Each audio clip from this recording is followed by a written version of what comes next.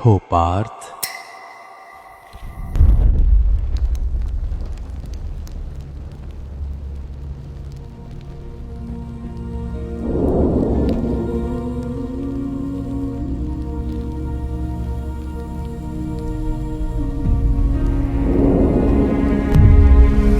ये है हस्तिनापुर, भारतवर्ष की सबसे ऐतिहासिक नगरी। महामहिम भीष्म के नेतृत्व में हस्तिनापुर की कीर्ति संपूर्ण आर्यावर्त के कोने कोने में गूंज रही थी।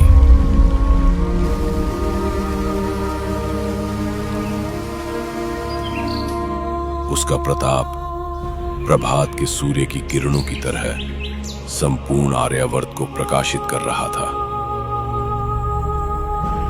किंतु हवा की दिशा की तरह राज्यों का भाग्य बदलने में देर नहीं लगती।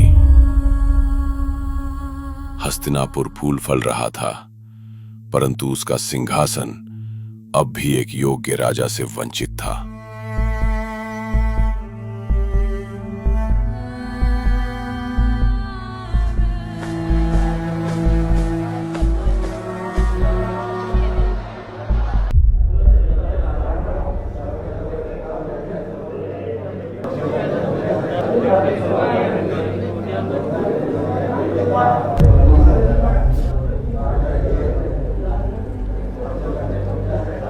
शांत।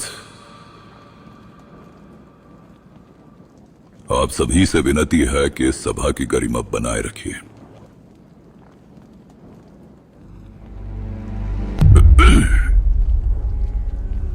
राजा विचित्रवीर के दुर्भाग्यपूर्ण निधन के कारण हस्तिनापुर का यह सिंहासन अपने राजा विहीन हो गया है,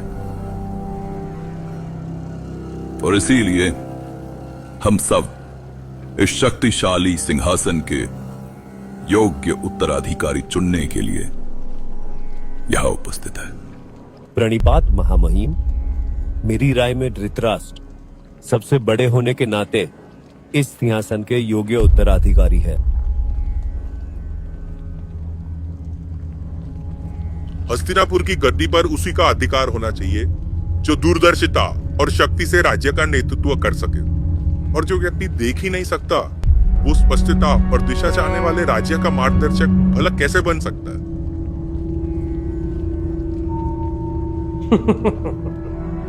अरे मेरे प्रिय सभासद, कितना न्यायपूर्ण विचार है आपका। किसी को उसके जन्म से मिले अभाव के लिए दंडित करना क्या अब अंधत्व अयोग्यता का प्रतीक बन गया है? नहीं नहीं, ऐसा तो नहीं हो सकता। जब भगवान एक इंद्रिय लेते हैं तो दूसरी को वरदान स्वरूप तीव्र भी कर देते हैं, और हमारे युवराज धृतराष्ट्र को तो एक ऐसी दृष्टि मिली है कि वो मन से देखते हैं, बहुत दूर तक देखते हैं। और बल हाँ, ये उस पर तो कोई संदेह नहीं होना चाहिए। महामहिम भीष्म को छोड़कर क्या इस सभा ने कभी ऐसा बलिष्ठ पुरुष देखा है? ऐसी गूंजती आवाज, ऐसा विराट स्वरूप। यदि रक्षक वही होता है जो शक्तिशाली, धर्मनिष्ठ और बुद्धिमान हो, तो फिर प्रश्न ही क्या है? पर छोड़िए, शायद ये सब अब पुरानी बातें हो गई। शायद अब एक ज्येष्ठ पुत्र होना कोई अधिकार नहीं रहा। शायद अब हस्तिनापुर का सिंहासन परंपरा और धर्म से नहीं, सुविधा और स्वार्थ से तय किया जाता है। और होना भी चाहिए। जब सब कुछ बदल ही रहा है तो फिर एक राजा चुनने का ढंग क्यों नहीं? क्यों, है ना महामहिम भीष्म? शकुनी, हमारे कुल के मामले में तुम्हारा कोई अधिकार नहीं है। बेहतर होगा कि तुम अपने राय सिर्फ अपने तक ही सीमित रखो। माफ कीजिए महामहिम, परंतु जब बात मेरी बहन और उसके परिवार के अधिकार की हो तो विरोध करना मेरा धर्म है, और धर्म का पालन करना तो सर्वोपरि होता है ना महामहिम? और ये बात महाज्ञानी विदुर से बेहतर कोई समझ सकता है भला? हाँ? आपके इस प्रश्न का उत्तर भी मैं दे सकता हूं युवराज शकुनी।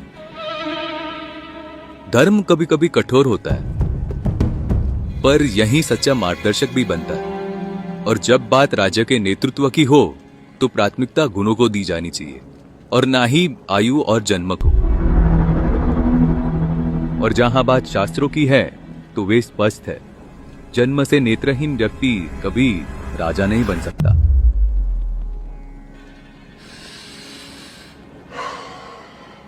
तो आप क्या चाहते हैं महामंत्री? हस्तिनापुर का सिंहासन आजीवन रिक्त ही रहे? नहीं युवराज, मेरे कहने का तात्पर्य ये है कि हस्तिनापुर के नए राजा युवराज पांडु को बनाया जाए।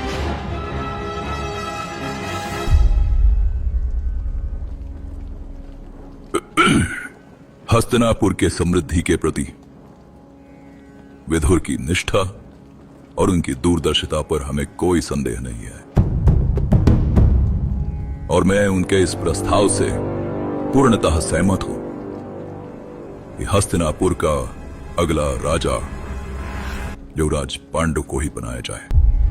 महाराज पांडु की जय, महाराज पांडु की जय, महाराज पांडु की जय, महाराज पांडु की जय, महाराज पांडु की जय, महाराज पांडु की जय, महाराज पांडु की जय।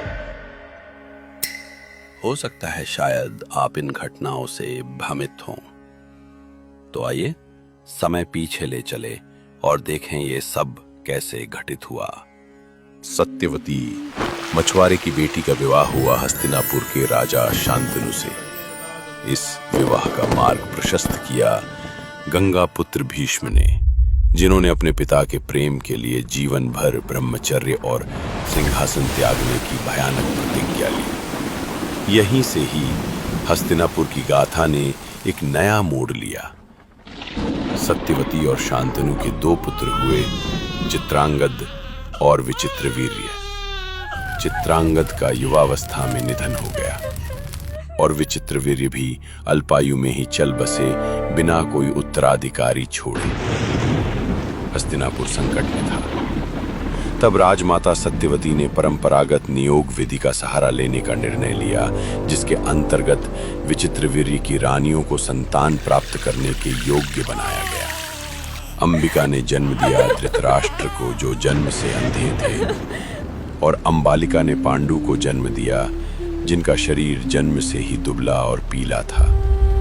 और एक दासी ने जन्म दिया एक अत्यंत बुद्धिमान और धार्मिक बालक विदुर को।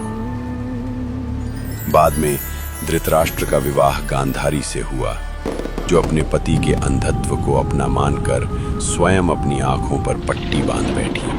धृतराष्ट्र यद्यपि ज्येष्ठ थे, परंतु अंधा होने के कारण उन्हें गद्दी सौंपना संभव न था।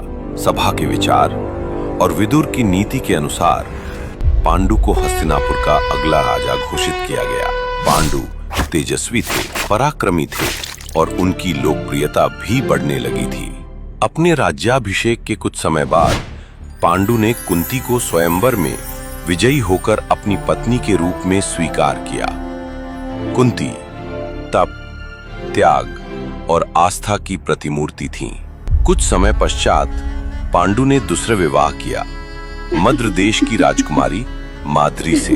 राजनीतिक संतुलन के लिए ये एक महत्वपूर्ण गठबंधन था, परंतु धीरे धीरे हस्तिनापुर के भीतर एक असहजता पनपने लगी।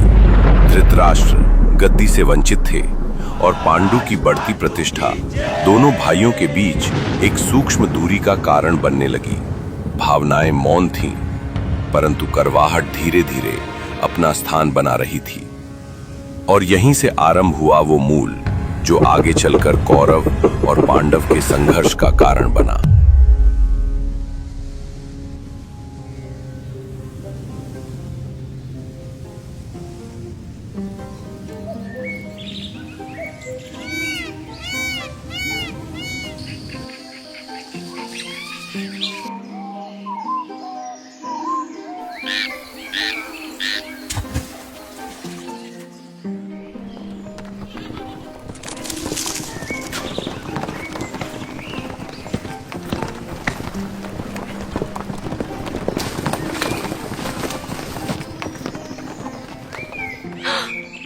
रुकिए रुकिए,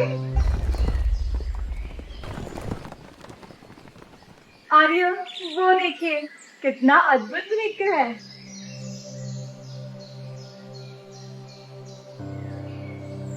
इसके चल में मेरे सिंहासन की शोभा बनेगा। ले आइए ना इसे आर्य। नहीं नहीं, ऐसे किसी जानवर की हत्या हम नहीं कर सकते। यदि उसका कोई परिवार हुआ तो वो अनाथ हो जाएगा। आर्य, राजाओं के लिए आखेट पर जाना कोई अनोखी बात तो नहीं। मैंने तो केवल एक मृग ही मांगा है, कोई राज्य तो नहीं। माद्री, कृपा करके शांत रहो। मैं तुम्हारे लिए वो मृग लेकर आता हूँ। आप लोग मेरी यहीं प्रतीक्षा कीजिए।